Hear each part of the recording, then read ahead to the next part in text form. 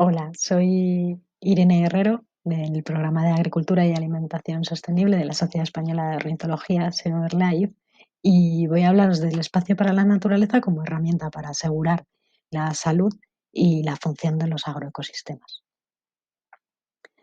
Hace 2 años, la revista Science publicaba este editorial titulado Espacio para la naturaleza, en el que sus dos autores reflexionaban acerca de esta pregunta: ¿cuánto planeta debemos dejar para otras formas de vida distintas de la humana?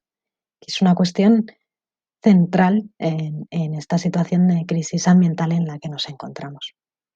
En este artículo se mencionaba que cerca del 20% de los vertebrados y las plantas del mundo están en peligro de extinción, principalmente por la degradación de sus hábitats como consecuencia de actividades antrópicas.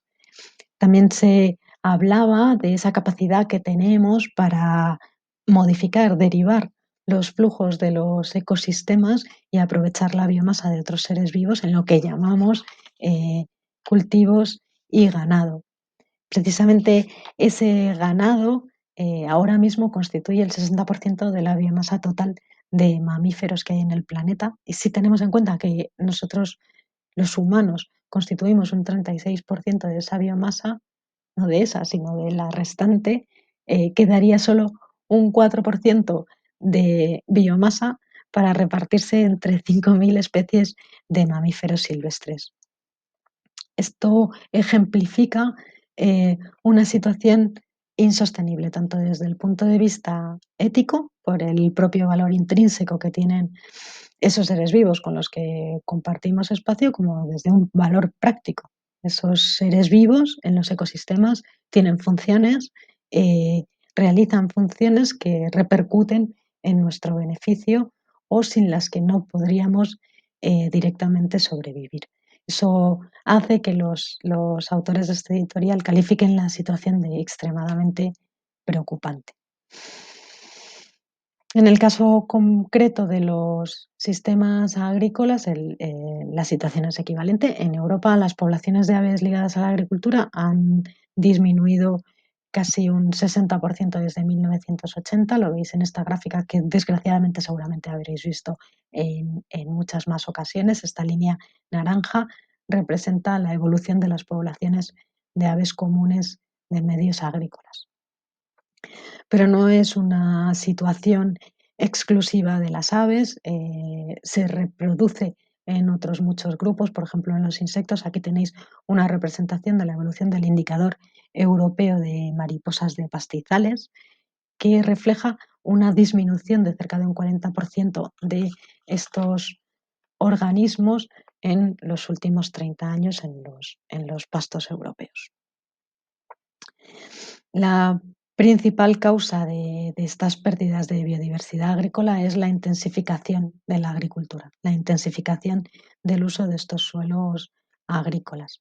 En las últimas décadas, la agricultura prácticamente la agricultura en todo el mundo ha sufrido cambios significativos que han llevado a su industrialización, a la ampliación de la escala de sus operaciones y de esta forma los paisajes agrarios extensivos han ido evolucionando, han ido simplificándose hasta convertirse en muchos casos en áreas en las que simplemente se cultiva muy pocas especies y la dedicación exclusiva del territorio es la producción de esas especies, con una elevada aportación de insumos externos.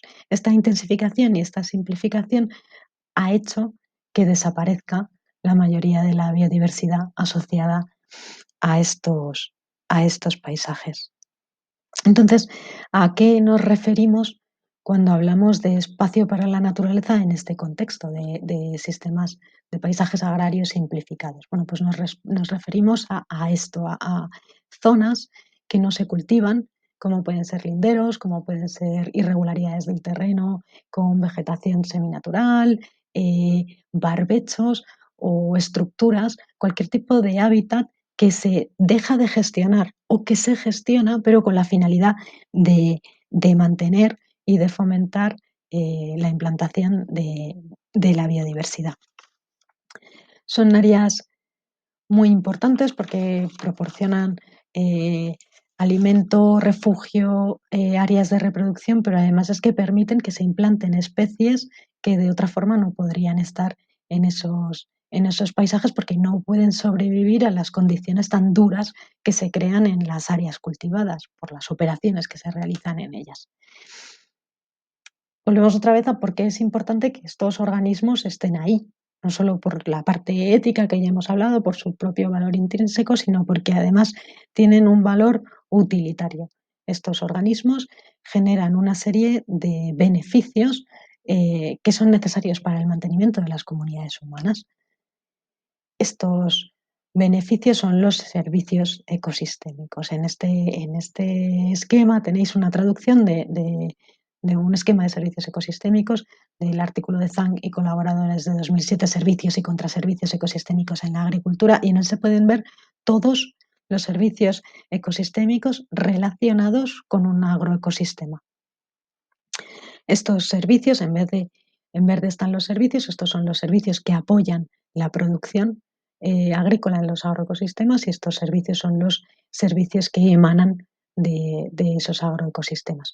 Y en rojo estarían los contraservicios.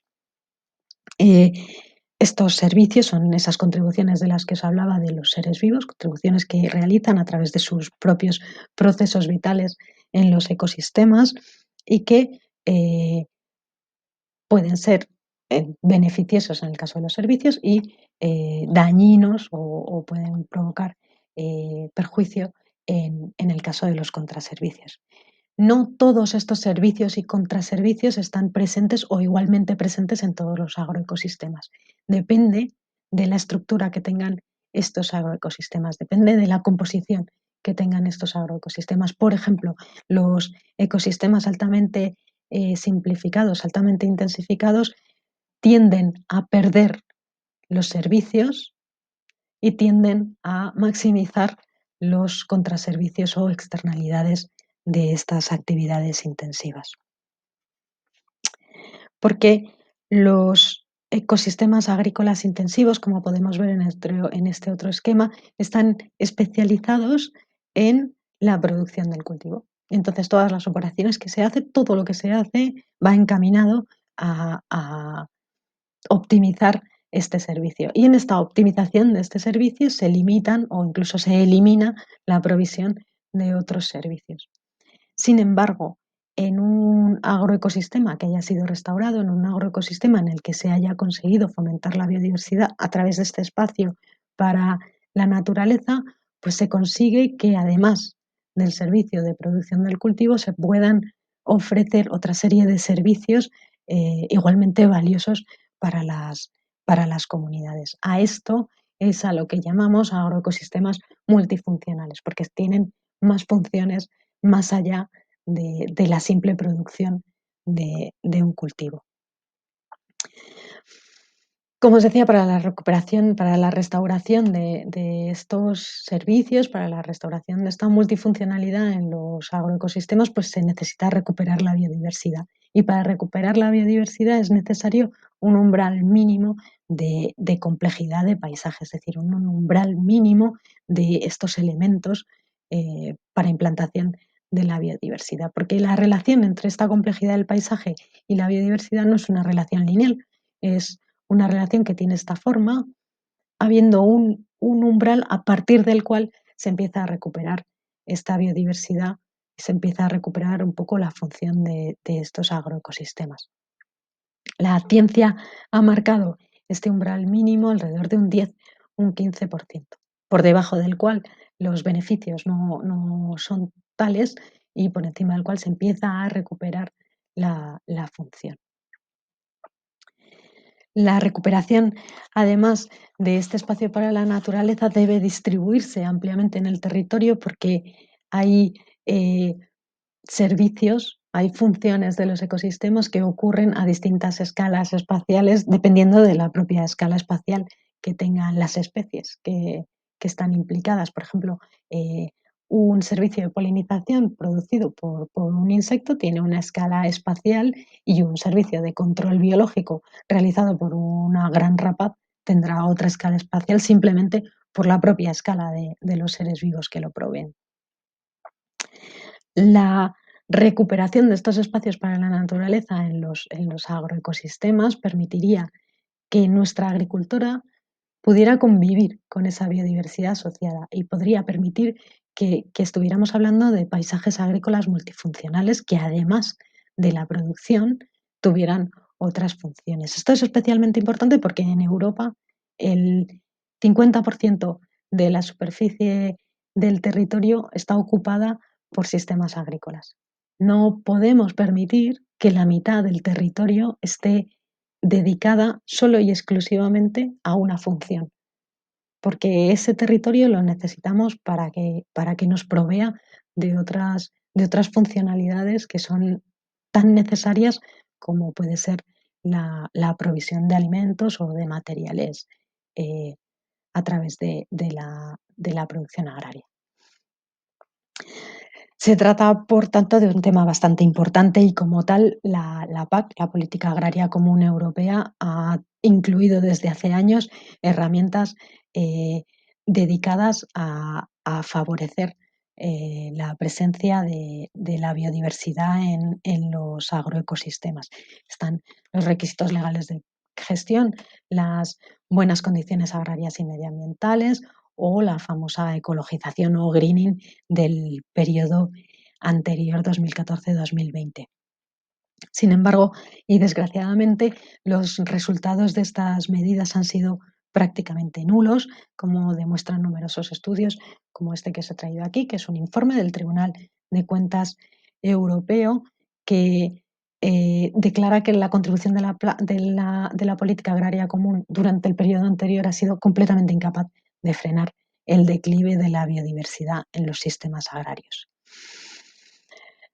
Con la nueva PAC, que se supone que entraría en vigor a partir de 2020, pero que, bueno, se ha retrasado, entrará en 2023, la propuesta de reglamentos que hacía la Comisión Europea para esta nueva eh, política agraria, hacía un esfuerzo por incrementar y mejorar estas medidas para fomentar la biodiversidad y detener su pérdida en los sistemas agrícolas. Sin embargo, y desgraciadamente, las posturas tanto del Consejo Europeo de Agricultura como del Parlamento Europeo han conseguido limitar la capacidad de, de recuperación de la naturaleza en nuestros paisajes agrarios y, por tanto, de la restauración de su función. En, en SEO llevamos muchos años trabajando en tratar de hacer que estos espacios para la naturaleza, que esta biodiversidad en los paisajes agrícolas sea una prioridad, y lo hemos hecho tanto a nivel de incidencia política como a un nivel más práctico a través de proyectos de investigación o proyectos de implementación de medidas como este que os traigo aquí, que seguramente habréis oído hablar ya de él, es el proyecto LIFE Olivares Vivos. Eh, es un proyecto en el que, a través de medidas de recuperación de la biodiversidad, se trataba de incrementar la rentabilidad de olivares en Andalucía. Estas medidas de recuperación de biodiversidad eran medidas de manejo de cubiertas vegetales o de manejo de elementos de paisaje, ya sea recuperación de estructuras de vegetación o implantación de estructuras como cajas nido o estructuras para insectos, etcétera.